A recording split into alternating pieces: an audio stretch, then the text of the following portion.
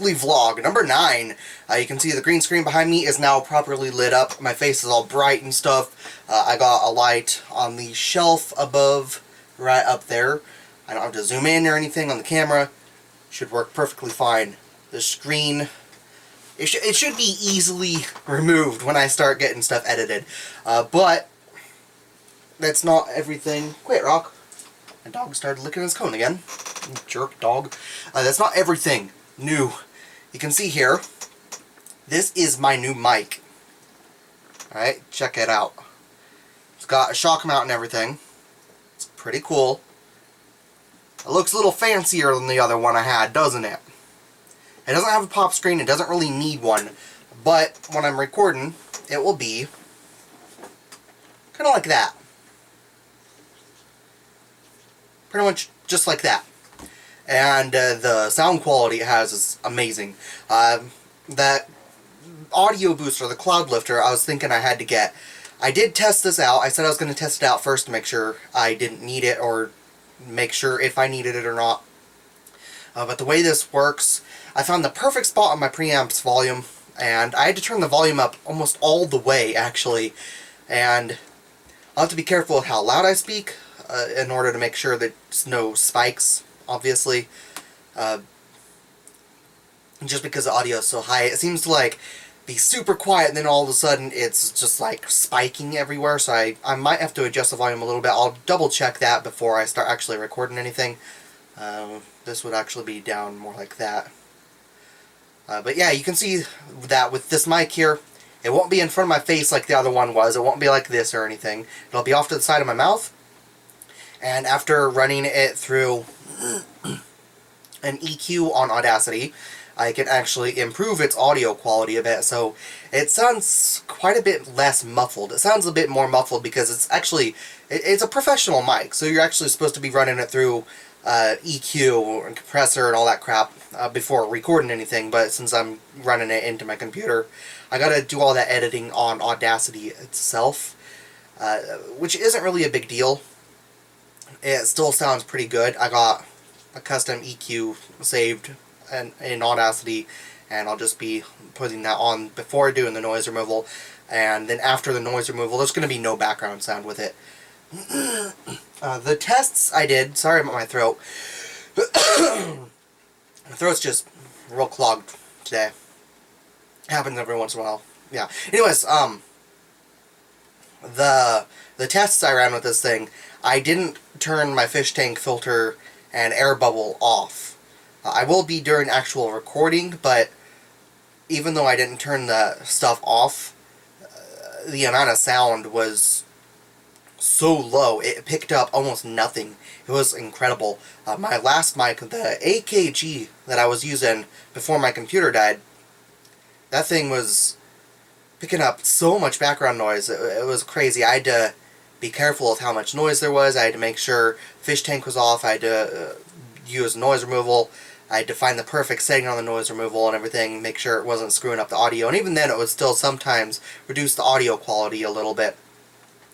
But with this thing, there's so little background noise, there's just no issues with the noise removal reducing quality. It just makes it sound amazing.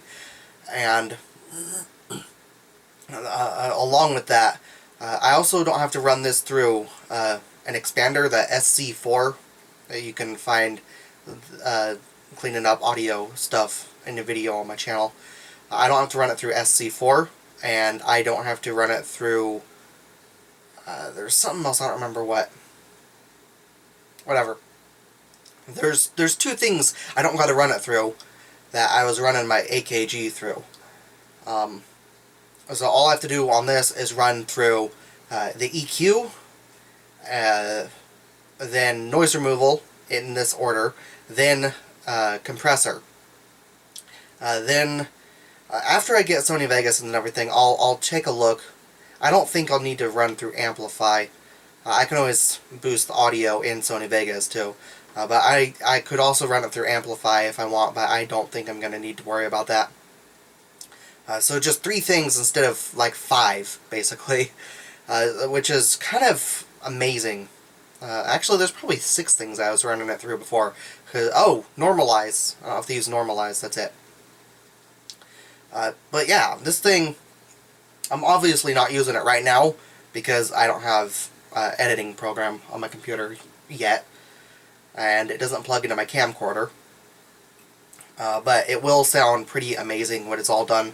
It'll sound a hell of a lot better than the camcorder, and even these weekly videos here, I'll be using this mic on, and it'll still be camcorder. I'll line the audio up and do stuff that I was doing before.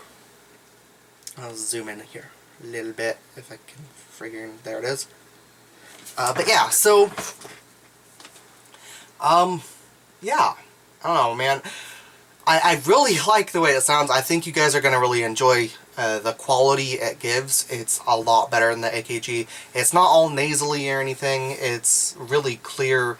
It's got that regular, proper broadcast sound. Even though my voice really isn't all that great for podcast, broadcast, whatever. It's not really great for mics, but it works pretty good. So, yeah, I don't know. That'll be pretty awesome. I can't wait. But because I don't need that cloud lifter, I'll be able to start recording Monday. Actually, I'll start recording on Monday. Pre-recording. I'm starting with Skyrim. I'll be recording Skyrim in 60 frames a second. Obviously, it won't be up for another couple months or so. Maybe 3 months. I don't know. It just kind of depends on how things go. Because I still got to get Sony Vegas first.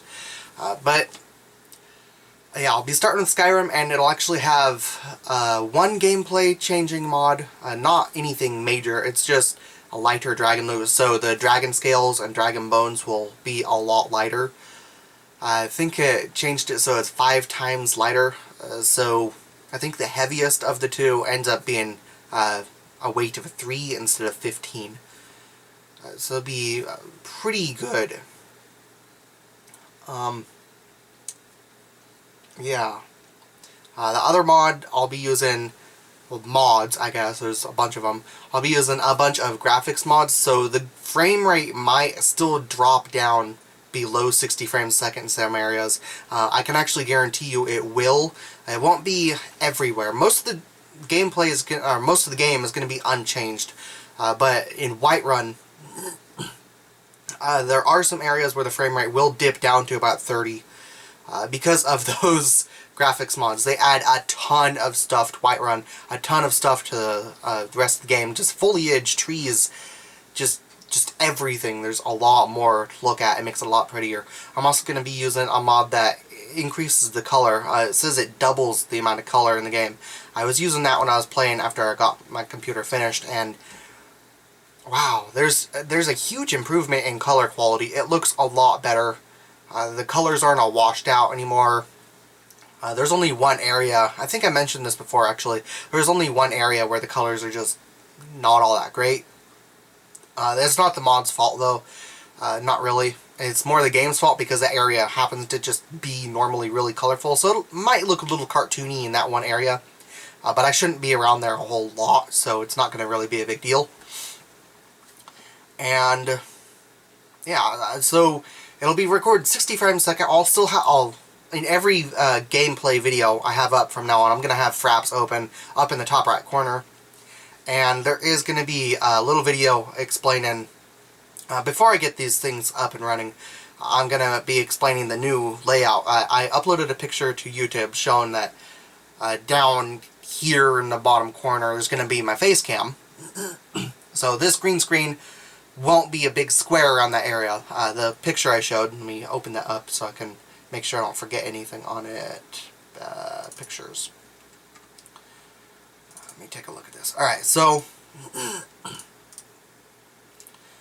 the big green kind of rectangular area down in the corner on that picture on Facebook where it says face cam, all that green is mostly to show that it's not always going to be something there. It's not going to be just like this square all the time anymore. The green screen behind me is going to be removed when I start editing the videos, and my face, my body, and everything will be able to move around in the camera, and the area behind me will be completely removed. So that won't be constricting to the game, so I can actually zoom in on my face a lot more and everything. Not zoom in on the camera, I mean basically just not shrink the video too much in that corner, since I won't be using a ton of room anymore.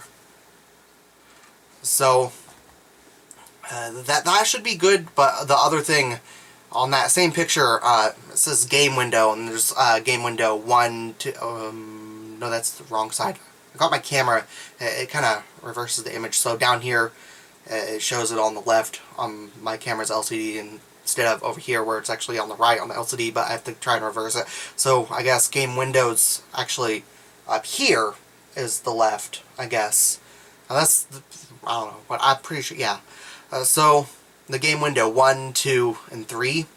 So what I'm going to be doing on that, I'll explain this in a video, and I'll actually show an example and everything before I get playthroughs uploaded and stuff. This is going to be a little tricky to do, but those game windows, because there's so much dialogue in games, especially RPGs, and I'm starting with Skyrim, and that dialogue, and also whenever I go to a shop, buy and sell stuff to those shops, there's so much dialogue, there's so much wasted time that kind of extends that playthrough. I wanted to speed through it or cut it out, and I was like, you know what, there's got to be a better way to do this. So what I'm going to be doing is there will be 3 of those, and after those 3, if there happens to be more little sections, I'll explain here in a minute, then I'll just put a plus sign after the 3. I'm not going to just put that over, but what I'm going to do is, let's say I'm running around, and all of a sudden I have to stop and speak to someone for a couple minutes, but right after that I just get to continue traveling and killing things. So what I'll be doing is I'll be changing that dialogue area where I'm speaking, and I'll shrink it down, move it up to the corner, so you guys can actually listen to that dialogue. You can see what's going on in that little area of dialogue, while in this main screen it'll actually be ahead where it's after that dialogue, and I'll actually be running around killing stuff some more, or doing actual gameplay, whatever, and the gameplay audio will actually be muted while the dialogue will be running, and I'll be speaking in that dialogue window as well. So the tricky part here is actually trying to find a way to time how long that window should be open before I start speaking in the actual game screen again. And that's going to be a little bit more work to do, but the way it sounds to me like it will work, the extra work I have to put into actually doing that, it should be a hell of a lot better, a hell of a lot nicer.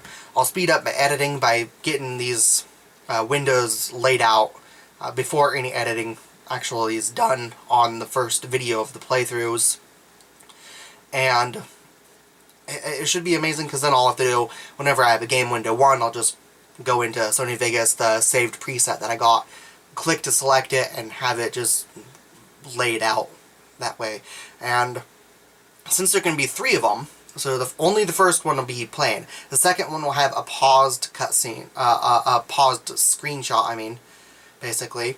The third one will also have a paused screenshot. Then as soon as that first one goes out, I'll have them slide over, so the second one starts playing. Then after the second one, it'll slide over again, and the third one will start playing. Then if there's any more after the plus sign, it'll slide over, including the plus sign. Then the plus sign will change into the new window. And if there's still more after that, which I honestly don't think there's going to be any more than maybe 1 or 2 of those windows going on at once.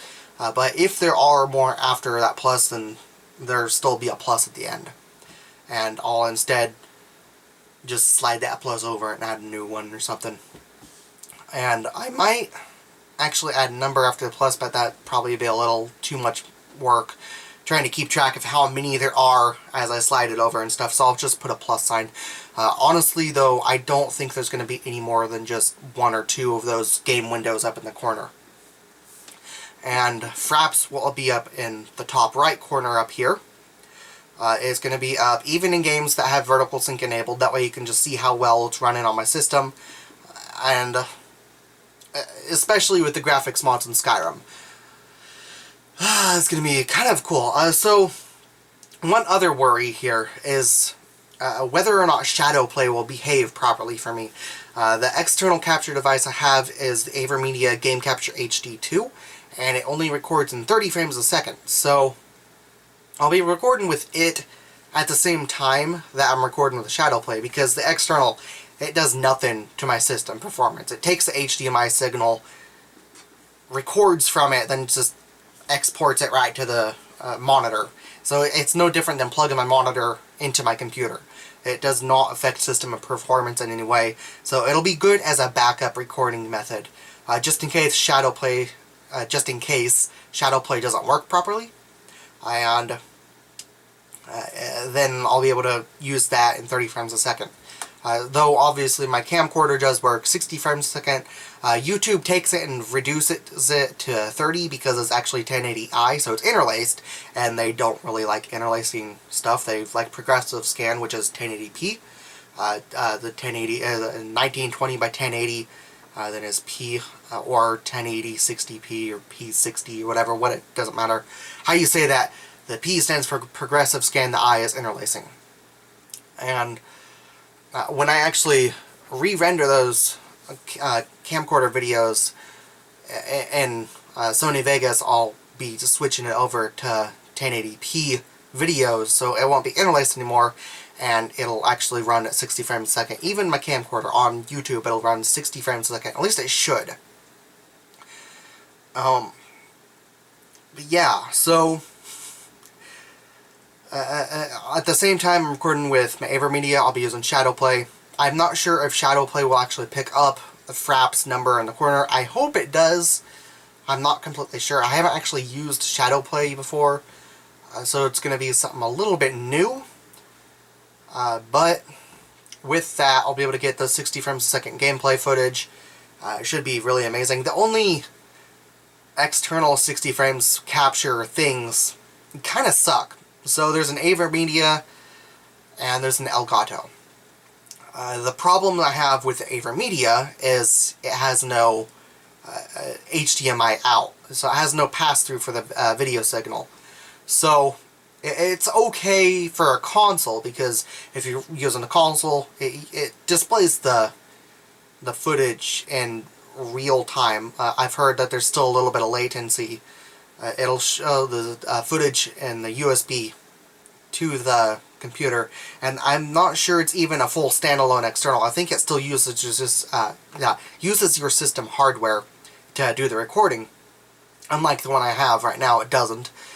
So it'll go through the USB 3 cable, and I don't really like that, because then you have to look at the computer monitor. But if you're using a computer and you only have one computer to record off of, you can't really use that, because you need that HDMI pass-through.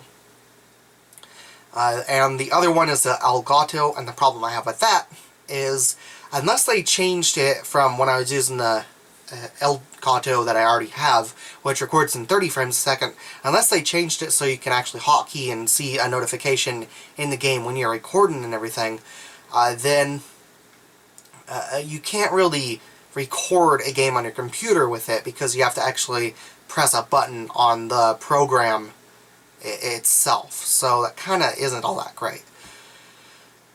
So eventually, hopefully, someone will come out with a proper one, like my external capture that I have for my computer, my AVerMedia Game Capture HD2, where it'll record in 60 frames a second. I hope they'll come out with something like that, because the one I have is only 30, and if so, then I'll be getting that instead of relying on Shadowplay, and that should be a lot more reliable than using Shadowplay. Just in case something goes wrong with computer, I'll still have it all recorded, and then if the game, or if my computer for some reason actually freezes or crashes, that'll also get recorded, and you'll be able to see, like, what the hell's going on. I'll be able to put up some retarded little video after explaining what happened and showing the footage of everything that happened in the crash.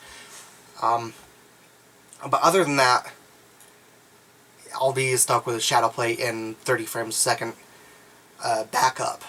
But it shouldn't be a huge problem. I'm hoping Shadowplay will work just fine. And yeah, that's pretty much everything. There was some stuff I wanted to talk about. Grand Theft Auto 5 mods were apparently no longer allowed. They're banned and stuff. But then Rockstar came out and was like, yeah, we're not banning single-player mods on Grand Theft Auto 5. We're still allowing them. The EULA, it did look pretty much the same as any EULA for the little portion that they were saying about the not changing the game and everything. It did look pretty much about the same as an EULA for another game. And people are freaking out saying, oh, you can't mod it or anything. And then the unintentional, they said it was unintentional, thing that prevented mods from working on Grand Theft Auto 5. This is on computer too, not console version. The unintentional removal of mods on Grand Theft Auto 5 was not supposed to happen, and they're supposedly fixing it. I think they are fixing it now, I don't remember. But that was a little bit weird. And there was one other game that was made by some idiot who just wanted to offend the fuck out of everyone. So what he did is, he basically made some homophobic game, where it's like, go kill the faggot, the transsexual, basically go kill the gays. I don't remember what it was. I looked at it when I figured out about this. I was like, what the fuck? I was speechless. I looked at it and like, this is worse than that hatred game. This is, what the hell?